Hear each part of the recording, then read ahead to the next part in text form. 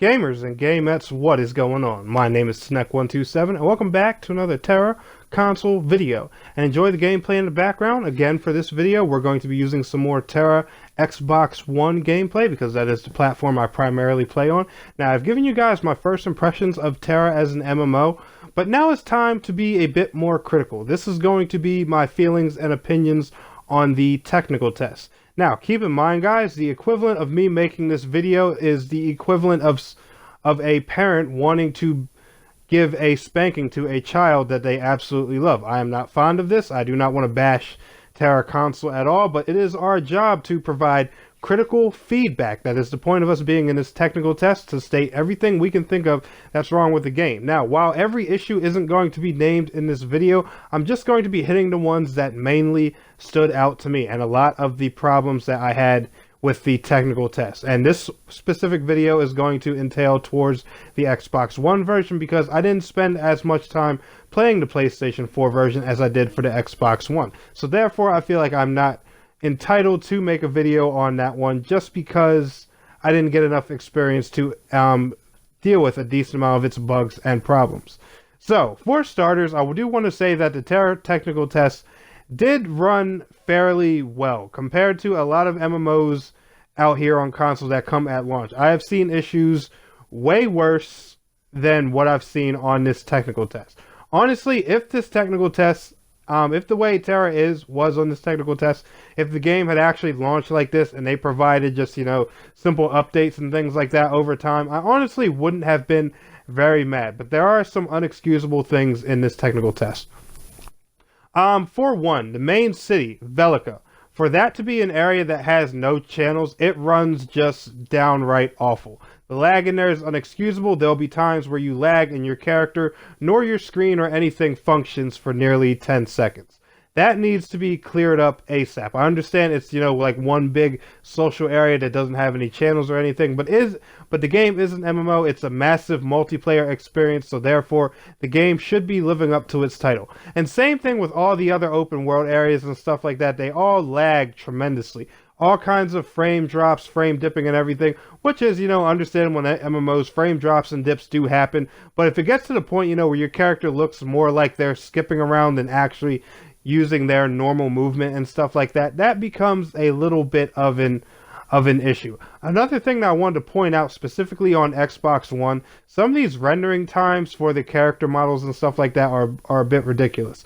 Like when you start the game and you go to the character creation screen, a lot of the characters will show up as if they're a blurry clay model of themselves, and they'll stay that way for a good 5, 10, and sometimes as long as even 15 seconds before they render to their actual model. Now, granted, guys, a lot of these issues and problems I am naming, they did slowly get better over time as, the developers and everything did their periodic maintenance issues and stuff like that. Like, the launch at first was just terrible. It took probably a good, I'm going to say 2 or 3 hours before people could get in servers stably for at least 30 minutes at a time.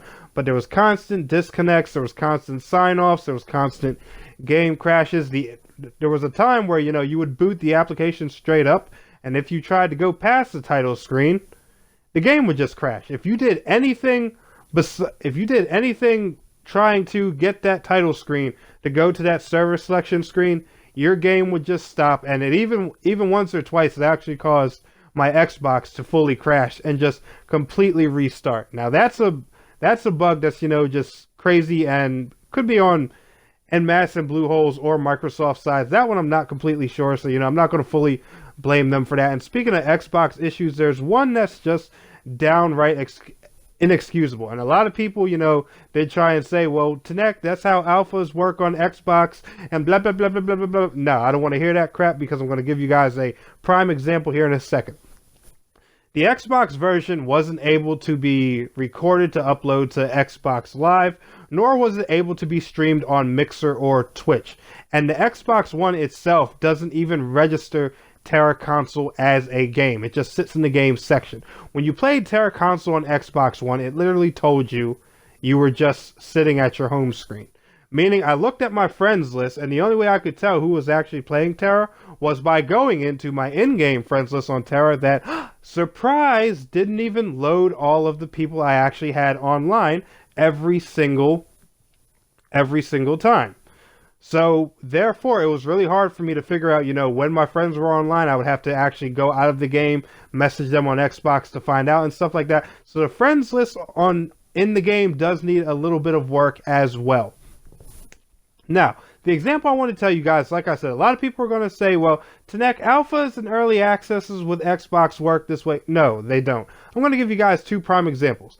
I know you guys have actually heard of a game called Sea of Thieves, which is in a technical alpha stage right now, which is why it's labeled, when you play the game, technical alpha. Whenever you see someone playing Sea of Thieves, what does it say? Sea of Thieves, technical alpha.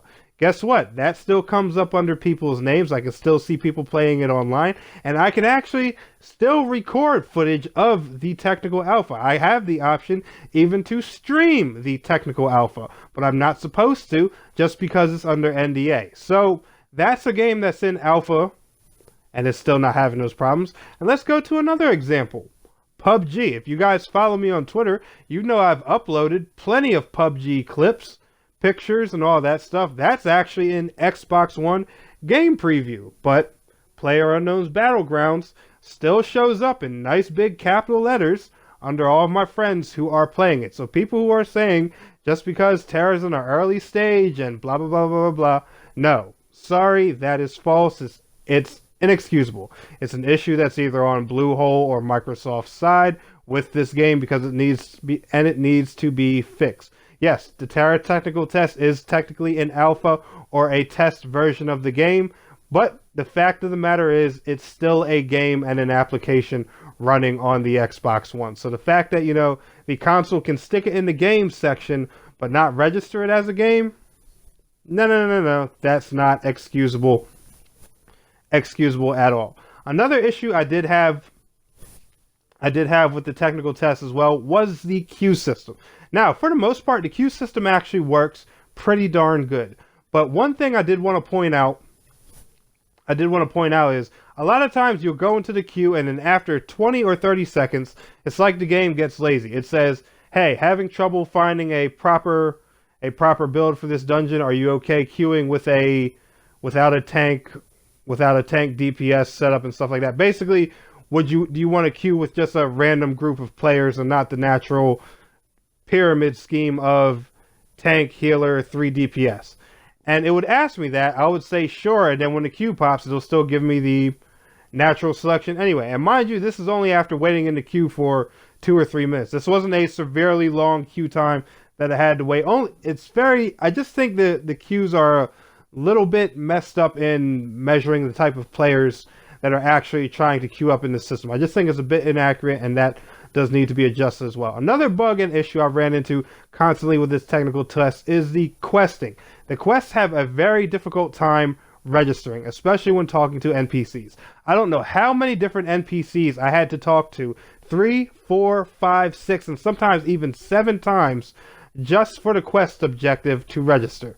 That's the issue. That's crazy. That really needs to be fixed, and especially with the quests that take place in dungeons, because that means I have to go sit through that long queue all over just to go and try and do that one part of the quest again, just because it did not feel like registering. But anyway, guys, that's going to be it. That's going to wrap it up for most of the issues that I saw. There's a lot more, obviously, that I reported, but these are just the main ones I wanted to point out. If you guys have any more, be sure to leave them in the comments below. And anyway, y'all, if y'all enjoyed this video, smash that thumbs up button for me. And I want to thank you all so much for watching. It's your boy, Tanek127. Please don't forget to like, share, subscribe.